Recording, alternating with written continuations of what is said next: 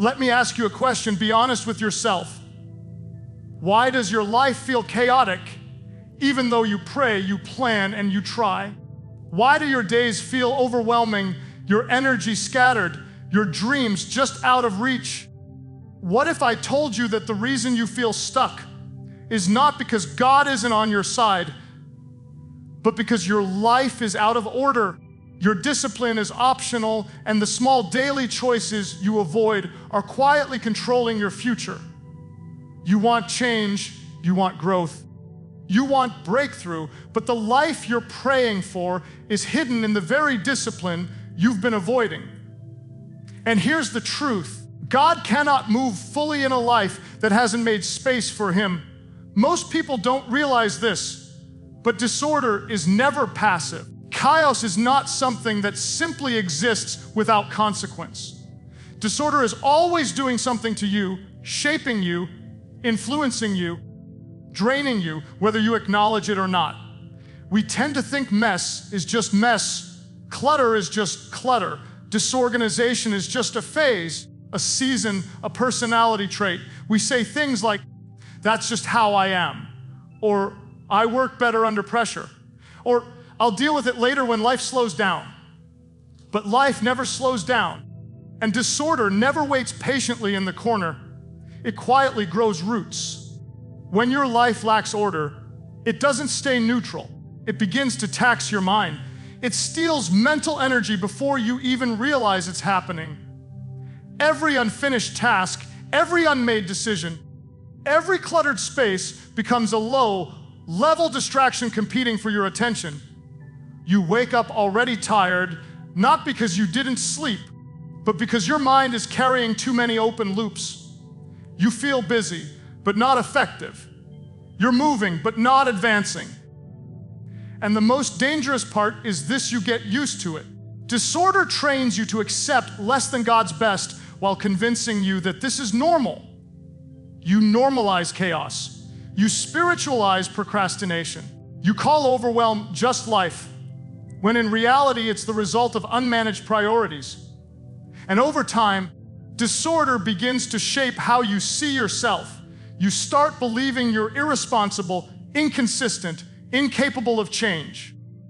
You don't say it out loud, but you feel it. And what you feel eventually becomes what you expect. And what you expect becomes what you tolerate. Scripture tells us plainly that God is not a God of confusion, but of peace. That doesn't just apply to worship services or church gatherings, it applies to life. Peace thrives in order. Confusion thrives in chaos. When your life is disorganized, your spiritual sensitivity dulls. You still believe in God, you still pray, you still show up, but everything feels harder than it should. Prayer feels rushed. Time with God feels squeezed. Decisions feel heavier. You don't hear God less because He stopped speaking. You hear Him less because your life is too loud. Disorder doesn't usually announce itself as rebellion. It shows up as delay. It shows up as cluttered calendars, cluttered rooms, cluttered finances, cluttered relationships. It shows up as always reacting instead of leading, and reaction is exhausting. When you are constantly reacting, you are never building, you're just surviving.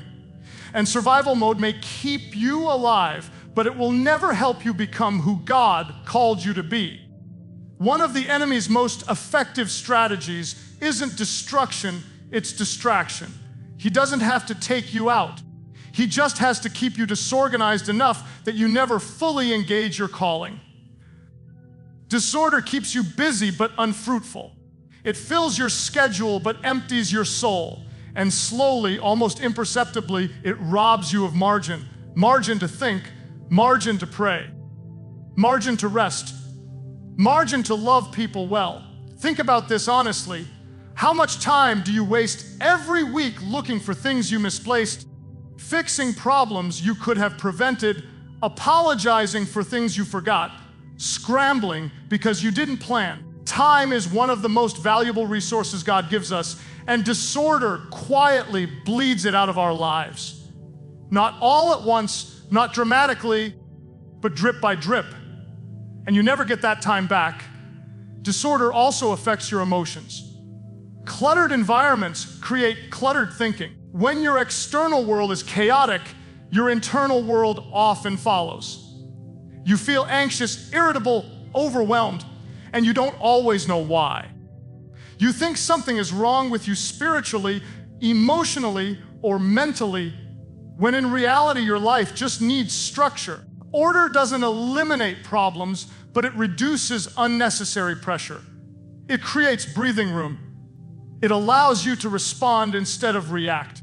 And here's the part we don't like to admit: disorder is often a symptom of avoidance.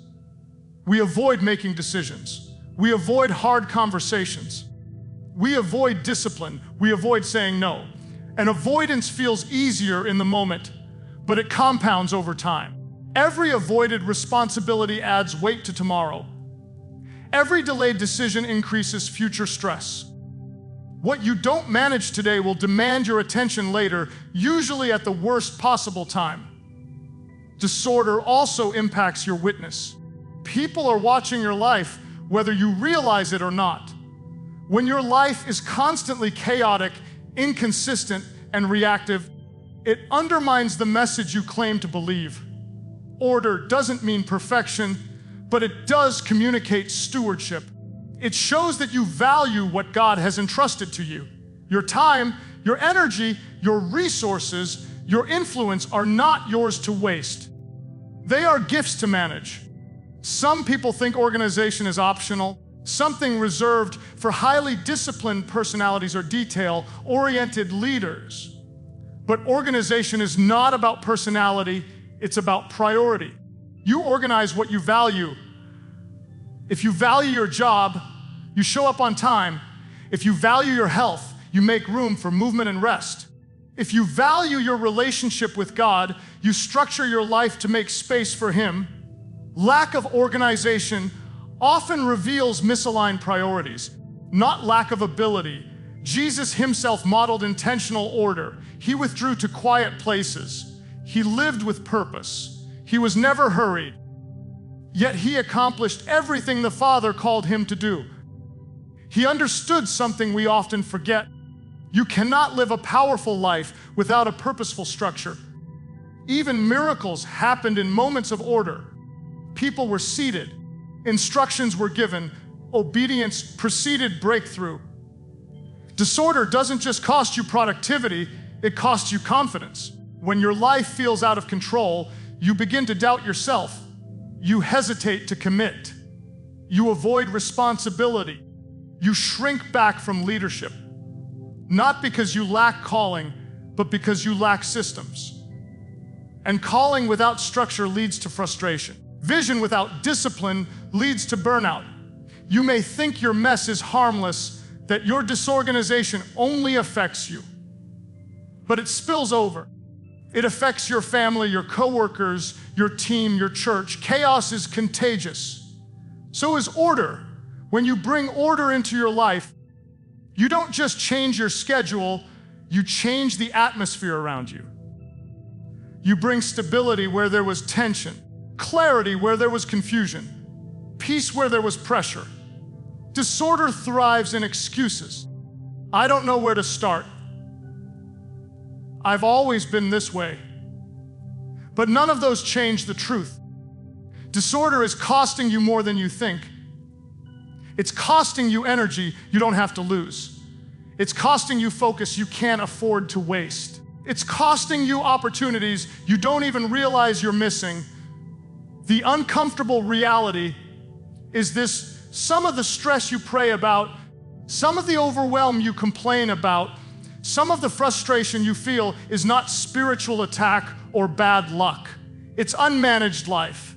And God is not condemning you for that, but He is inviting you to take responsibility. Because responsibility is not a burden. It's a pathway to freedom. When you begin to see disorder for what it really is, not just inconvenience, but interference, something shifts. You stop excusing it. You stop tolerating it. You stop pretending it doesn't matter. You realize that bringing order into your life is not about control, it's about stewardship. It's about honoring God with how you live. It's about aligning your daily habits with your eternal calling. Disorder tells you that change is overwhelming. Order reminds you that change starts small. Disorder tells you that you're behind. Order reminds you that progress begins with intention. Disorder tells you that you'll never catch up. Order tells you that one disciplined decision can begin to change the direction of your life.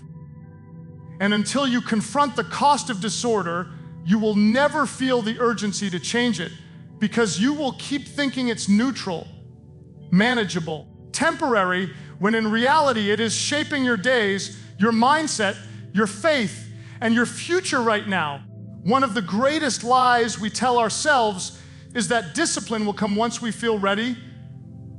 We say things like, I'll start when I'm motivated, or when things calm down, I'll get serious, or once I feel inspired, I'll be consistent. But feelings are unreliable leaders. They rise and fall with circumstances, energy levels, moods, and seasons. If discipline depends on how you feel, it will never last, because feelings were never designed to carry the weight of responsibility. Discipline begins with a decision, not an emotion. Long before you feel like doing the right thing, you decide that you will. You choose obedience when comfort is tempting. You choose structure when chaos feels easier. You choose consistency when quitting would bring immediate relief. Discipline is not about being harsh with yourself. It's about being honest with yourself. It's acknowledging that waiting to feel disciplined is just another form of delay. Most people misunderstand discipline because they associate it with punishment or restriction. But discipline is not about what you lose, it's about what you gain. It's the bridge between who you are now and who God is calling you to become. Every disciplined decision you make moves you closer to clarity, strength, and freedom. Every undisciplined choice keeps you stuck in cycles you claim you want to break.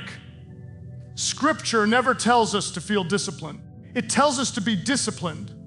That distinction matters. Feelings follow actions more often than actions follow feelings. When you act in obedience, motivation often shows up later. When you wait for motivation, obedience rarely comes at all. This is why so many people start strong and quit quickly. They were fueled by emotion, not commitment.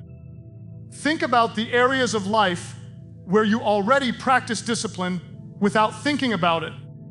You show up to work even when you don't feel like it. You pay bills even when it's inconvenient. You stop at red lights even when you're in a hurry. You don't do these things because they excite you. You do them because you've decided they matter. Discipline becomes easier when the decision is settled. The struggle intensifies when the decision is constantly renegotiated. The reason disorganization persists in so many lives is not lack of information. People know what they should do. They know they need structure, boundaries, routines. What they lack is a settled decision. They keep revisiting the choice, debating it daily, allowing mood to dictate behavior. And every time discipline becomes optional, chaos wins. There is a spiritual weight to discipline that we often overlook. Discipline is an act of faith. It says, I trust God enough to obey even when it's uncomfortable. It says, I believe that doing the right thing consistently will produce fruit, even if I don't see results immediately. Discipline requires patience, and patience is formed when we do what's right before it feels rewarding. Feelings are powerful, but they are poor masters.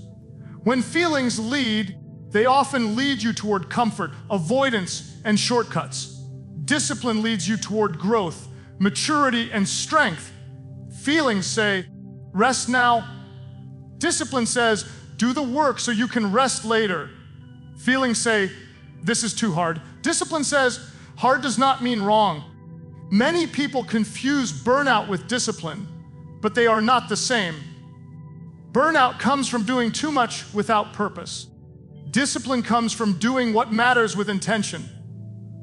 Discipline actually reduces burnout because it creates rhythm and margin. When your life has structure, you don't have to decide everything all the time. You conserve mental energy for what truly matters. One of the hardest moments in any disciplined journey is the moment when nothing feels different yet. You've started waking up earlier. You've created a plan. You've set boundaries, but the results haven't shown up yet.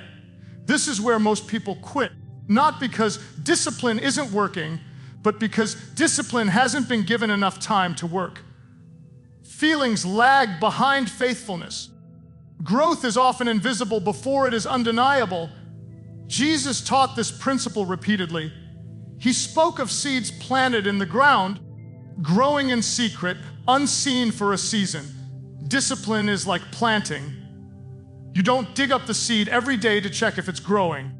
You trust the process, you keep watering, you stay consistent. And in time, what was hidden becomes visible. Discipline also protects you from yourself. It guards you on days when your emotions are unstable. It keeps you grounded when enthusiasm fades. It provides direction when clarity feels distant. Without discipline, you are at the mercy of your impulses. With discipline, you lead your life instead of reacting to it. Some people think disciplined people are just wired differently, that they have stronger willpower or better habits by nature. But discipline is not a personality trait, it's a practice decision. The people you admire for their consistency have simply decided not to negotiate certain behaviors anymore. They remove choice from the equation. They don't ask themselves if they feel like it. They remind themselves why they decided to do it in the first place. Every time you choose discipline over comfort, you strengthen something inside you. Obedience becomes easier. Confidence grows. Trust in yourself increases. You begin to see yourself as someone who follows through, someone who keeps commitments, someone who can be relied upon. That identity shift is powerful. You don't just act disciplined, you begin to believe you are disciplined.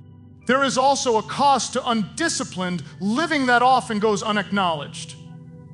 Lack of discipline leads to regret. It leads to stress that could have been avoided. It leads to missed opportunities and unfulfilled potential. It leads to constantly starting over instead of building momentum. Discipline may feel heavy in the moment, but regret is far heavier in the long run. God's grace does not eliminate the need for discipline, it empowers it. Grace is not permission to live without structure, it's the strength to live with intention. Grace meets you where you are, but it refuses to leave you there. Discipline is one of the ways you partner with grace to become who God designed you to be. The most dangerous mindset is believing you'll be disciplined later. Later is not a strategy, it's an excuse. Discipline always begins now, in the small, ordinary choices no one applauds. It begins with choosing to act before you feel ready, to obey before you feel confident, to structure your life before it feels natural. When discipline is a decision, not a feeling, you stop being controlled by your emotions and start being guided by your values. You stop chasing motivation and start cultivating consistency. You stop waiting for the perfect moment and start creating momentum. And over time, what once felt forced begins to feel freeing. Because discipline doesn't imprison you, it positions you for the life you've been praying for. There is a powerful connection between what you allow and what eventually leads you. Tolerance seems harmless at first. It doesn't feel like a decision, it feels like avoidance. You tell yourself it's temporary, manageable, not that serious. You say you'll deal with it later when you have more time, more energy, more clarity. But tolerance is never neutral. Whatever you tolerate today gains influence over you tomorrow. Most people don't wake up one day controlled by chaos, bad habits, or unhealthy patterns. Control happens gradually. It starts with small allowances. A little clutter, a missed boundary, a delayed decision, a compromise you justify because it feels easier than confrontation. And every time you tolerate something you know should change, you train yourself to live with misalignment. Tolerance shapes your standards. When you repeatedly allow disorder, you begin to expect it. What once bothered you eventually feels normal. You stop noticing the chaos because you've adapted to it. But just because you've adapted doesn't mean it's not affecting you. It still drains your energy. It still limits your growth. It still pulls you away from the life God intends for you. What you tolerate in your environment eventually shows up in your mindset. Physical clutter creates mental clutter. Emotional tolerance creates relational dysfunction. Spiritual tolerance creates distance from God. You may not feel it all at once, but over time the weight accumulates. The things you avoid addressing don't disappear, they wait. Scripture repeatedly warns us about the power of tolerance. A little leaven affects the whole batch. A small crack compromises the entire structure. A seed, if left unattended, grows roots. Tolerance is the enemy of transformation because it allows dysfunction to feel familiar, and familiarity breeds comfort. Even when what's familiar is harmful, one of the most dangerous forms of tolerance is self-betrayal. You know what you should do, but you don't do it. You make promises to yourself and quietly break them. You tell yourself tomorrow will be different, but tomorrow keeps looking like yesterday. And every time you tolerate your own inconsistency, your confidence erodes. Trust in yourself weakens.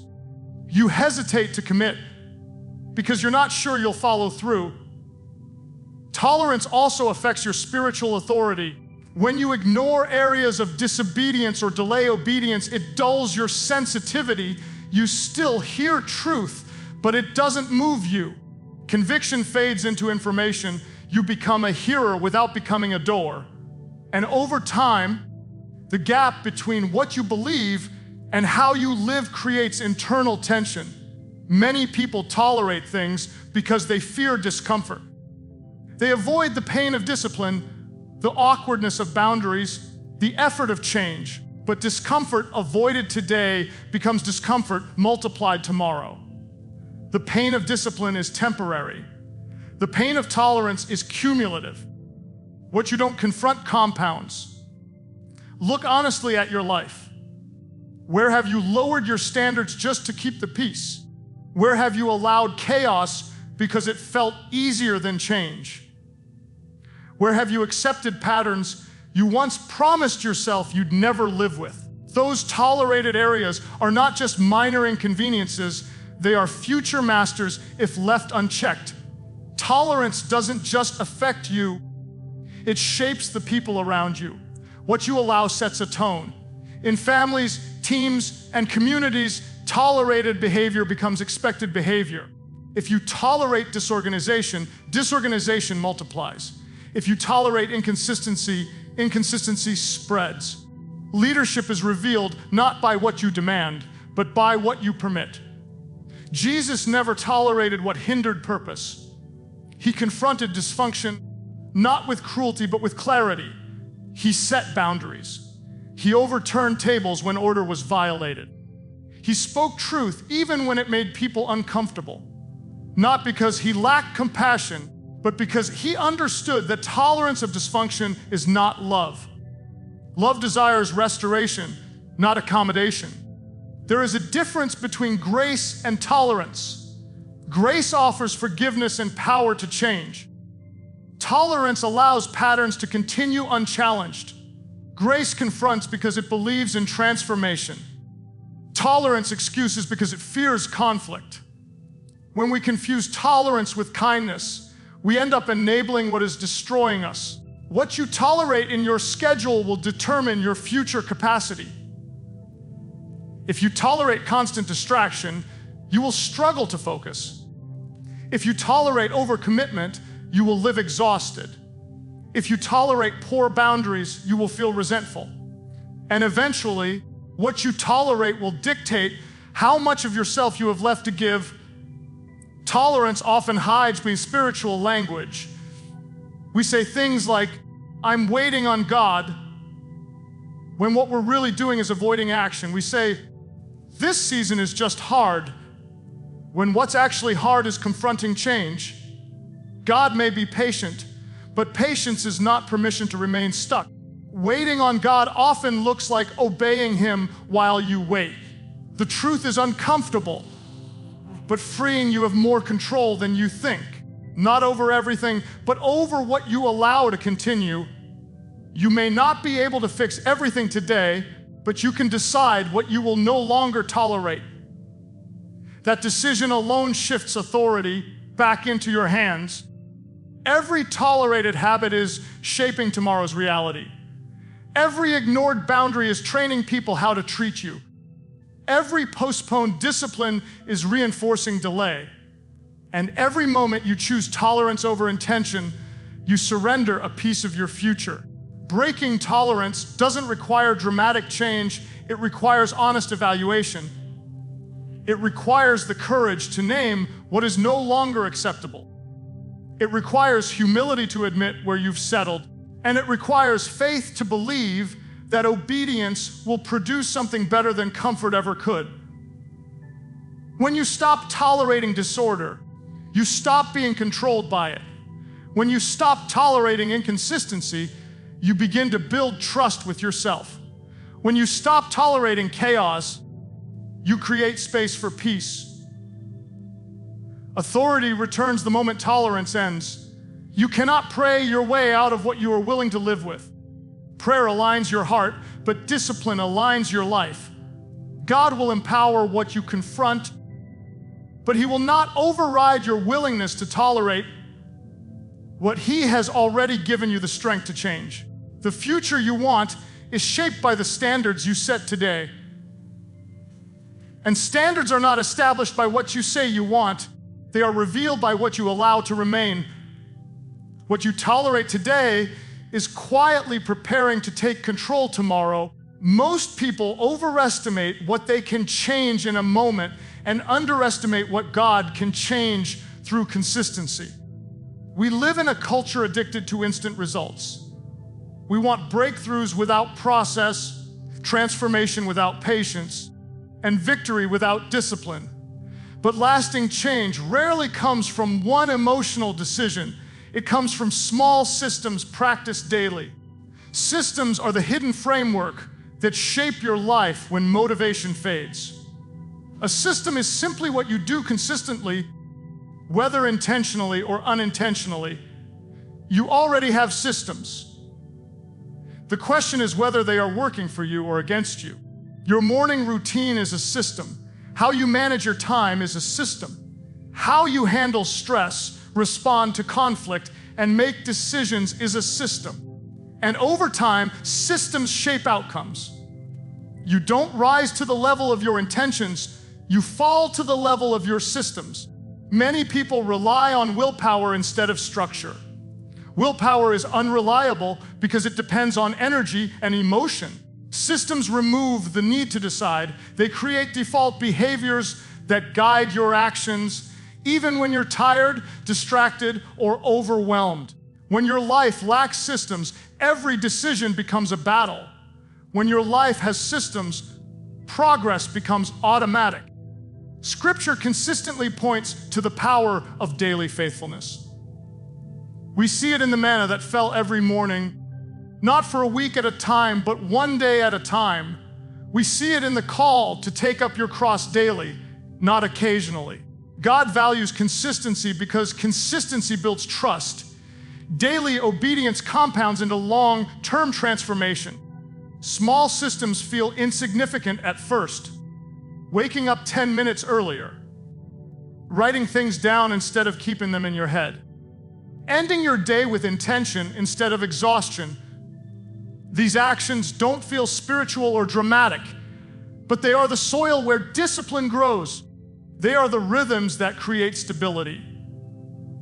And stability is what allows growth to take root. The enemy wants you to believe that small steps don't matter. He wants you to dismiss consistency as boring and routine as restrictive.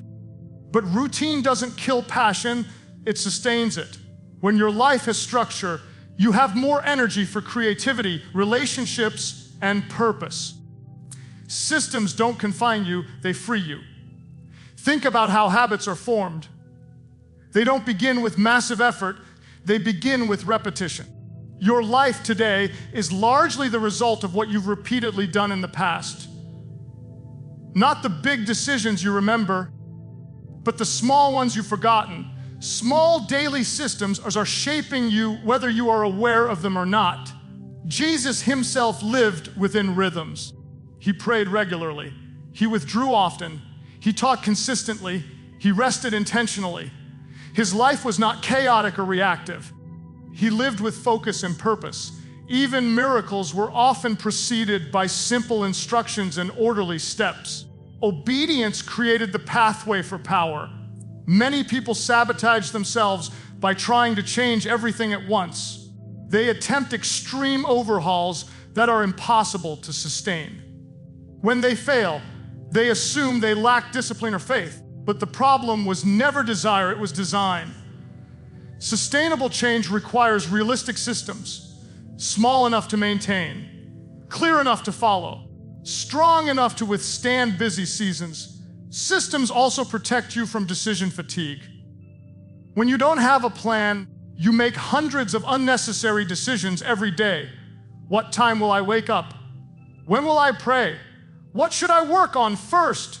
Each decision drains energy. Systems answer those questions in advance. They create clarity, and clarity reduces stress. Small systems also build identity. When you consistently act in a certain way, you begin to see yourself differently. You don't just do disciplined things, you become a disciplined person. That identity shift is powerful because behavior flows naturally from belief. Systems reinforce belief by providing evidence of consistency. God often works through ordinary faithfulness, not extraordinary moments. The people we admire most are rarely the most talented. They are the most consistent. They showed up when it was inconvenient. They stayed disciplined when no one was watching. They trusted that daily obedience would eventually produce fruit. There is a compounding effect to small systems. What seems insignificant today becomes significant over time. A small habit practiced daily becomes a lifestyle. A simple routine followed consistently becomes a foundation. And once momentum builds, change accelerates. The hardest part is the beginning, when progress is slow and invisible. Systems also create margin. When your life is structured, you are less reactive and more proactive. You anticipate challenges instead of being surprised by them. You plan rest instead of collapsing into exhaustion. Margin allows you to respond with grace instead of frustration. Disorganization often feels overwhelming because there is no framework to hold life together. Everything feels urgent. Everything feels important. Systems help you prioritize. They distinguish between what matters most and what matters now. And when priorities are clear, peace follows. Small daily systems are also deeply spiritual. They reflect humility. They acknowledge that you are not strong enough to rely on motivation alone. They express trust that God works through process. They demonstrate stewardship of time, energy, and calling. You don't need a perfect system, you need a consistent one. Imperfect systems practiced daily are more powerful than perfect plans never followed. Progress comes from faithfulness, not flawlessness. God honors movement, not perfection.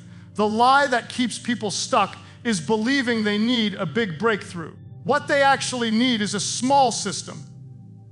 Breakthroughs are often the result of habits finally bearing fruit. Systems prepare you for moments of opportunity by shaping you long before they arrive. When you commit to small daily systems, You stop chasing change and start creating it. You stop relying on emotion and start relying on structure. You stop hoping life will improve and start building a life that reflects your values and your faith. Transformation doesn't begin with intensity, it begins with intention. And intention expressed daily through simple systems has the power to change everything you touch, everything you lead, and everything you are becoming. Many people ask God to move in their lives while their lives leave no room for Him to move. They want clarity, peace, direction, and power, but they live crowded, hurried, and distracted lives. Order is not about control for control's sake. It is about creating space. Space to hear God, space to respond to God, space for God to do what only He can do. When everything is chaotic, even miracles feel overwhelming, God often works where there is room to receive. Throughout Scripture, we see a pattern. Before God brings increase, He brings order. Before the miracle of provision, Jesus told the disciples to seat the people. Before the presence of God filled the temple, everything was arranged according to God's design. Order prepared the environment for divine activity. Chaos never attracted God's movement. Obedience did. Disorder crowds your attention. When your mind is cluttered with unfinished tasks, unresolved conflicts, and constant urgency, it becomes difficult to discern God's voice. You still believe, you still want to follow, but everything feels rushed. Prayer becomes squeezed between obligations. Worship becomes distracted. Faith becomes reactive instead of intentional. Order doesn't make God louder, it makes you quieter. Many people confuse business with faithfulness. They do a lot for God, but spend little time with God. Their schedules are full, but their spirits are thin. Order realigns priorities. It forces you to decide what matters most. And when God becomes a priority instead of an afterthought, everything else finds its proper place. Order also reveals trust. When you structure your life around God's principles, you are saying, I believe you know better than I do. Sabbath is an act of order. Giving is an act of order. Daily prayer is an act of order. These are not just spiritual disciplines, they are declarations of dependence. They say, my life is not sustained by my effort alone. Disorder often comes from fear of missing out, fear of disappointing people, fear of slowing down. So we say yes to too much, avoid boundaries, and crowd our lives until there is no margin left. But margin is where God often speaks. Margin is where reflection happens. Margin is where wisdom forms. Without margin, life becomes noise. When your life lacks order, you may still encounter God, but you struggle to sustain intimacy. Encounters excite you, but order keeps you grounded. Moments inspire you, but systems support you. God does not just want to visit your life, He wants to dwell there. And dwelling requires space. Order is also a form of obedience. God's instructions are often simple but specific. Pray daily. Seek first the kingdom. Rest regularly. Steward resources wisely. When these instructions are ignored, life becomes heavy. When they are followed, life becomes aligned. Alignment brings peace, not because problems disappear, but because your life is oriented correctly. Many people pray for peace while living in patterns that produce anxiety. They ask God to calm their hearts without changing their habits. But peace is not just a feeling God gives, it is often the result of a life lived in order. When your days have rhythm, your soul finds rest. Order doesn't eliminate spontaneity, it protects it. When your life is structured, you have the freedom to respond when God interrupts. When everything is chaotic, interruptions feel like burdens. Jesus was never too busy for people. His life had margin. Disorder allowed compassion. Disorder often forces you to rush past God. You rush through prayer. You rush through scripture. You rush through decisions. And rushed decisions often lead to regret. Order slows you down just enough to listen. Listening changes everything. There is a reason silence feels uncomfortable to disorganized people. Silence exposes what chaos hides. Order invites silence, and silence invites God. When your life is constantly noisy, God's whisper feels distant. But when you create space, His guidance becomes clearer. Order also prepares you for responsibility. God often increases influence when He sees faithfulness in structure. If you cannot manage what you already have, more will not bless you, it will overwhelm you. Order is how you demonstrate readiness. It shows maturity, it shows stewardship. Some people ask God for direction while refusing discipline. They want clarity without consistency. But God often reveals direction one step at a time to those who are faithful with daily obedience. Order positions you to receive guidance because you are attentive and available. Order is not about perfection. It is about intentionality. God does not require flawless systems. He desires faithful ones. Even imperfect order creates room for grace.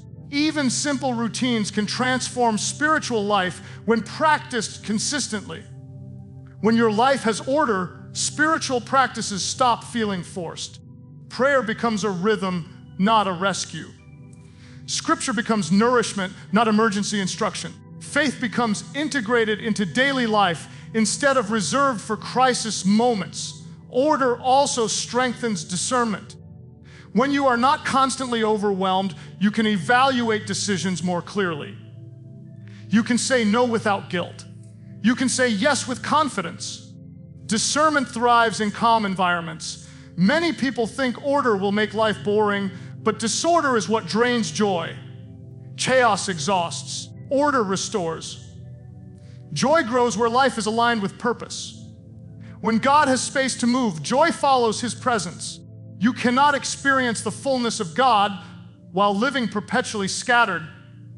God is present everywhere, but awareness of His presence grows where attention is focused. Order focuses attention. Focus invites encounter. Order also honors God. It acknowledges that your life is not random. Your time is not accidental. Your calling is not casual. Structure is a way of saying, this matters. And what you treat as sacred, God treats with care. When order enters your life, prayer deepens, worship strengthens, and obedience becomes natural. Not because life is easier, but because it is aligned. And alignment creates an environment where God's power flows freely, where His guidance is welcomed, where His presence is not crowded out by noise, urgency, and distraction. There is a painful truth. Most people spend their lives running from. The very thing you keep avoiding is often the doorway to the life you keep praying for. You ask God for change, for growth, for peace, for purpose. But when He points to discipline, you hesitate. Not because you don't believe, but because discipline feels uncomfortable, restrictive, demanding. Yet transformation rarely lives in comfort. It lives in obedience. Avoidance feels harmless. It disguises itself as delay, distraction, or being too busy. You tell yourself you'll get to it later. Later becomes tomorrow. Tomorrow becomes next year, and suddenly, years pass and nothing has changed. Not because you lack desire, but because you avoided the discipline that would have carried you forward. Every person has a discipline they resist. For some, it's structure. For others, it's boundaries. For others, it's consistency, rest, focus, or saying no. Avoided discipline always reveals itself in frustration. You feel stuck in one area while excelling in others. You make progress, but not peace. You move, but not forward. The discipline you avoid is often the one that exposes your fear. Fear of failure, fear of discomfort. Fear of discovering that change requires more from you than you expected. Discipline removes excuses. It confronts identity. It forces you to take responsibility for your choices instead of blaming circumstances. Scripture consistently connects discipline with freedom. God's commands were never meant to restrict life, they were meant to protect it. Boundaries create safety. Structure creates strength. Obedience creates clarity. When discipline is absent, confusion fills the gap. Many people think discipline will cost them joy, but avoidance costs far more. Avoidance costs confidence. It costs peace. It costs momentum. It costs intimacy with God because you cannot grow close while continually ignoring His promptings. Conviction ignored becomes distance. Discipline shapes direction. Without it, life drifts. You don't end up where you intend, you end up where your habits take you.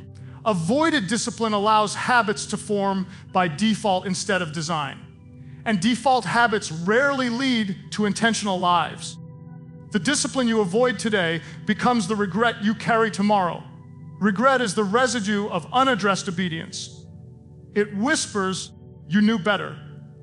And regret is heavy, heavier than effort, heavier than sacrifice, heavier than change. Avoidance also weakens spiritual authority. When you repeatedly ignore what God asks of you, your confidence to pray boldly diminishes. You hesitate to ask for breakthrough while resisting obedience. Faith grows when obedience is practiced, not postponed.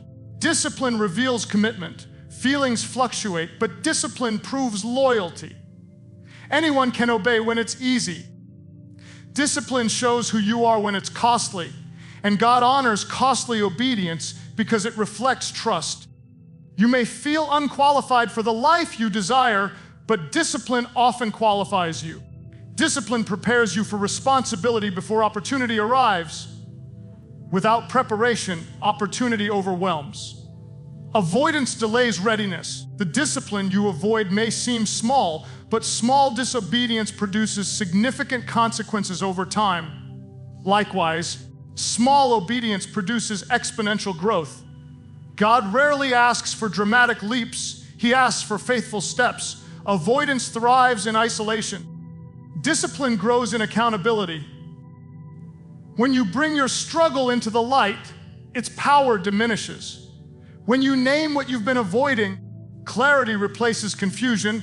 Many people pray for God to remove obstacles while ignoring the discipline required to walk around them. God doesn't always remove what He intends to strengthen you through. Discipline is how strength is built. Avoidance also shapes identity. When you continually avoid discipline, you begin to see yourself as inconsistent, unreliable, incapable of change. That belief becomes a barrier. Discipline rebuilds identity by providing evidence of growth. The life you want is not hidden in more information. It's hidden in application. You don't need more sermons, books, or motivation. You need obedience in the area you keep postponing. Discipline is rarely dramatic. It's quiet, repetitive, unseen. No one applauds consistency. No one celebrates early mornings, boundaries, or preparation. But God sees what others overlook, and what is done in secret produces fruit in public. Avoidance promises relief but delivers regret. Discipline promises effort but delivers freedom, freedom to choose instead of react, freedom to focus instead of scatter, freedom to live aligned instead of overwhelmed. You cannot bypass discipline and still arrive at destiny. Calling requires character. Character is shaped by discipline. Avoided discipline delays calling, not because God withholds it, but because you are not ready to carry it. Every avoided discipline is an invitation waiting to be accepted. God is patient, but patience is not permission. Each day is an opportunity to choose obedience over excuse. The moment you confront what you've been avoiding, momentum begins. Fear loses power. Clarity increases. Confidence grows. Not because the discipline is easy, but because obedience always produces strength. The life you desire is not far away. It is not hidden in some future season or perfect circumstance. It is hidden in the daily, ordinary discipline you keep postponing, the choice you keep delaying, the obedience you keep avoiding, the structure you keep resisting. the boundary you keep refusing, the habit you keep excusing, the responsibility you keep deferring, the discipline that holds the key to everything you've been praying for. When we step back and look at the life God is calling us to, one thing becomes clear: transformation does not happen by chance. It does not come from fleeting motivation, random inspiration, or wishing things were different.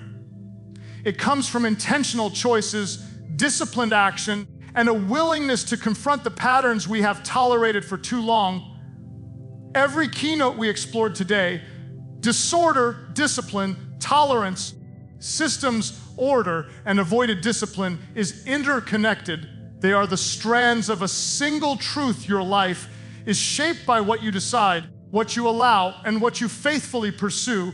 Disorder steals more than space. It steals clarity, focus, and momentum. Discipline is not a feeling, but a decision that allows your intentions to take root. What you tolerate today will control tomorrow, quietly shaping your habits, relationships, and destiny. Small daily systems compound over time to create transformation that feels impossible in a single day. Order creates the space for God to move in ways that chaos cannot.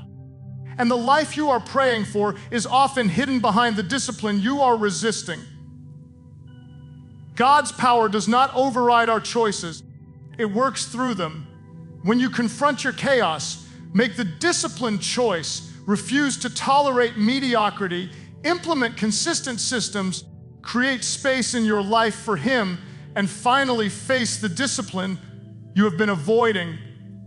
You position yourself for breakthrough. What feels uncomfortable today, the routines, boundaries, structured habits, early mornings, or intentional decisions, will become the framework for freedom, peace, clarity, and purpose tomorrow. Your journey toward transformation is not about perfection. It's about faithfulness. It's about taking small, consistent steps in obedience, even when you don't feel like it, even when progress is invisible. God honors movement, not excuses. The message is simple but challenging: the life you want, the peace you desire, the growth you pray for. It is waiting for you on the other side of disciplined action and intentional living. Today is your opportunity to stop tolerating what holds you back. Today is the day to establish systems, embrace order, and lean into the disciplines you have avoided. Today is the day to decide that your life will no longer be shaped by chaos or avoidance, but by intentionality, faithfulness, and obedience. God's call is clear: live with purpose, live with structure, and allow Him to move in the life you are preparing to steward. The future you long for is not built on hope alone. It is built on the decisions you make, the routines you follow, the systems you trust, and the discipline you embrace every single day.